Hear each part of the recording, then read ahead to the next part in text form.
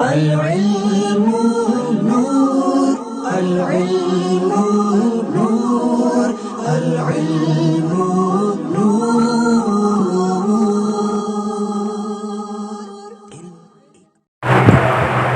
الحمد لله رب العالمين والعاقبة للمتقين والصلاة والسلام على سيد الأنبياء والمرسلين. أما بعد فأعوذ بالله من الشيطان الرجيم. بسم الله الرحمن الرحيم. الصلاة والسلام عليك يا رسول الله وعلى آلك وأصحابك يا حبيب الله. حضرات محترم، آج کے درس میں ہمارا موضوع ہے غصے کے وقت خود پر قابو پانے کی فضیلت.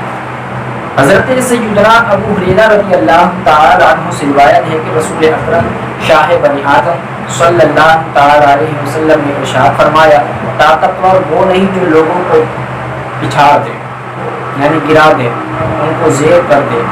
صحابہ کرام رضوان اللہ تعالی علیہم اجمعین نے عرض کی، یا رسول اللہ صلی اللہ تعالی علیہ وسلم کی طاقتور کون ہے؟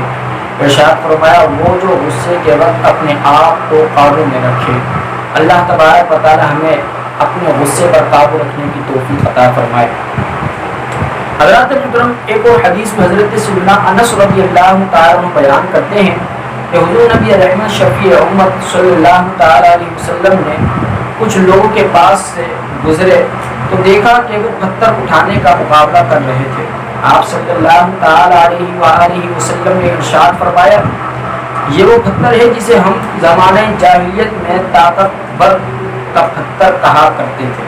آپ صلی اللہ تعالی علیہ وسلم نے ارشاد فرمایا، کیا میں تمہیں تمہارے سب سے طاقتور شخص کے متعلق نہ بتاؤں؟ تم میں سے زیادہ طاقتور وہ ہے جو غصے کے وقت خود پر زیادہ قابو رکھے اور غصے کے وقت وہ قابو پانے والا ہو.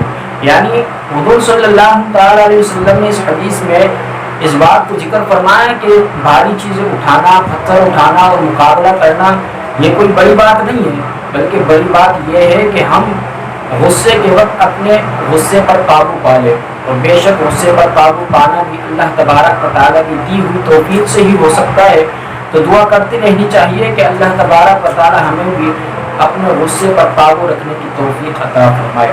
حضرت سیدنا عبداللہ بن عمر رضی اللہ تعالی عنہ سے روایت ہے کہ ایک شخص نے بارگاہ رسالت میں عرض کی کہ یا رسول اللہ صلی اللہ تعالی علیہ وآلہ وسلم، مجھے کون سی چیز غضب الہی سے بچا سکتی ہے؟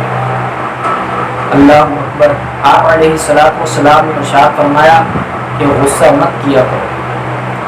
یعنی غصہ کرنا یہ بہت بڑی برائی ہے، اور غصے کے اندر انسان وہ کچھ بول جاتا ہے جو وہ اپنے آپ سے تصور بھی نہیں کرتا.